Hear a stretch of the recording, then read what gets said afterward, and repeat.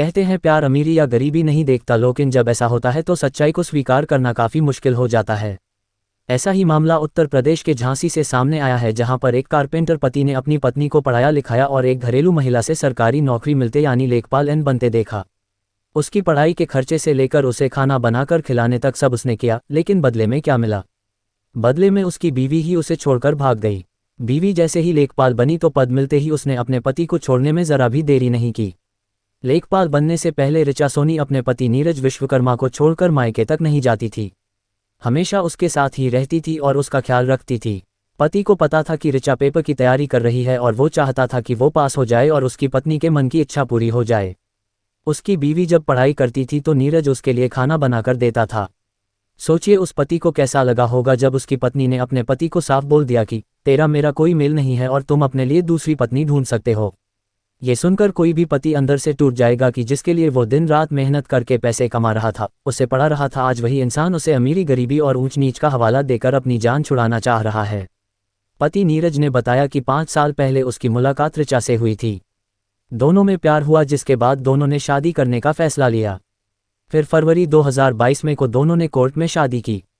नीरज को पता था कि उसकी पत्नी के सपने बड़े हैं। उसने ऋचा का हौसला बढ़ाया और आगे की पढ़ाई कराई, कोचिंग की फीस भरी और फिर खुद बाजार से भर्ती के लिए फॉर्म निकलवा कर लाया। ऋचा पढ़ाई पर ध्यान दे सके इसके लिए नीरज ने उसे घर के कामों से मुक्त कर दिया था और वो खुद बाहर और घर के सारे काम करता था।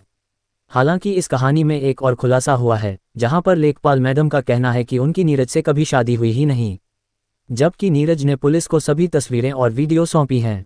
इसके बावजूद महिला का कहना है कि ये शादी कभी हुई ही नहीं। लेकिन ऋचा ने ये जरूर कबूल किया है कि वो नीरज के साथ रिलेशनशिप में रही है, पर साथ ही उसने ये भी दावा किया कि ये रिश्ता कभी शादी तक नहीं पहुंचा। पर वो ये नहीं बता पाई कि इन सभी तस्वीरों को कैसे झुठलाया जा सकता है, जहां नीरज अपने हाथों से ऋचा की मांग भर रहा है। 2023 में भर्ती का रिजल्ट सामने आया और उसमें ऋचा ने पेपर पास कर लिया था और अब वो लेखपाल बन गई। बस इसी के बाद से ऋचा की जिंदगी बदलने लगी और ये बदलाव नीरज ने महसूस किया। फिर 18 जनवरी 2024 को ऋचा ने अपने पति से कहा कि वो किसी काम से बीकेडी कॉलेज जा रही है। सुबह से शाम हो गई लेकिन ऋचा घर नहीं पहुंची। नीरज अपनी बीवी को तलाशने ससुराल पहुंचा तो वहां भी किसी ने कुछ ठीक से नहीं बताया। उसे शक हुआ तो नीरज ने थाने में अपनी पत्नी ऋचा सोनी की गुमशुदगी की रिपोर्ट दर्ज करा दी। पुलिस ने कुछ ही देर में ऋचा का पता लगा लिया और इसके बाद जो हुआ तो नीरज के पैरों तले जमीन खिसक गई। ऋचा ने अपने पति से कह दिया कि वो कारपेंटरी का काम करता है जबकि वो लेखपाल बन गई है, ऐसे में उन दोनों का कोई मेल नहीं है। बस तभी से नीरज परेशान है और अपनी बीवी को वापस लाने के लिए उससे मिन्नतें कर रहा और दर दर की ठोकरें खा रहा है।